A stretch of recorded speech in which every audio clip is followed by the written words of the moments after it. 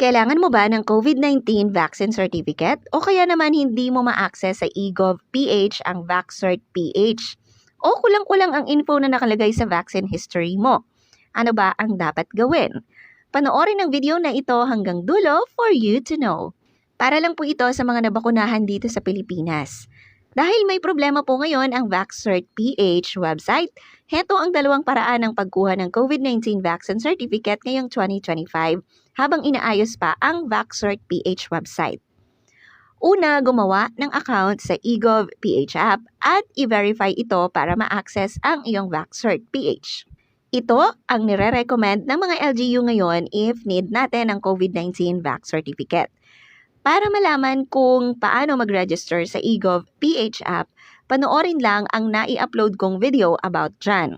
Ilalagay ko po sa description ng video na ito ang link. If may eGov.ph ka naman, nakagawa ka na ng account doon dati, make sure na verified po ang inyong account. Para makita ang vaccination certificate sa eGov.ph app, open your eGov.ph app account. Hanapin ang Health. Click mo yung Health, then click VaxCert.ph. Then click Agree at makikita mo na agad ang record ng vaccination history mo. Pwede mong screenshot ito kasama ng QR code at ilagay sa Microsoft Word ang screenshot para ma-print mo ang vaccination record mo at ma-present mo ito dun sa mga humihingi ng iyong vaccination record. Paano naman kung hindi mo maklik yung VaxCert.ph sa eGov app?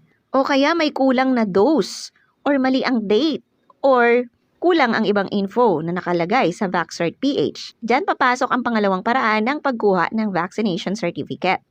If nakita mo sa eGov account mo na hindi kompleto ang nakarecord na dose ng iyong bakuna o kaya naman hindi mo na matandaan kung kailan ka na bakunahan, or may mga mali sa detalye na nakalagay sa iyong COVID-19 vaccination record, o hindi mo maklik ang VaxCert.ph sa iyong eGov account, pumunta po kayo sa LGU ninyo o sa City Health sa inyong lugar o sa Rural Health sa inyong municipality, city o probinsya na nangasiwa o nag-organize ng COVID-19 vaccination sa inyong lugar para maitama at makumpleto ang mga kulang at maling information na nakalagay sa VaxCert mo at para makahingi ka na rin ng printed version ng iyong vaccine certificate. Ito po ang nire-recommendang paraan ng FOI website ng government. LGU po kasi ang nag-encode ng details at sila din ang nag-submit ng info sa DOH. If nakatulong po sa inyo ang video na ito, please subscribe, like, and share. Maraming salamat for watching.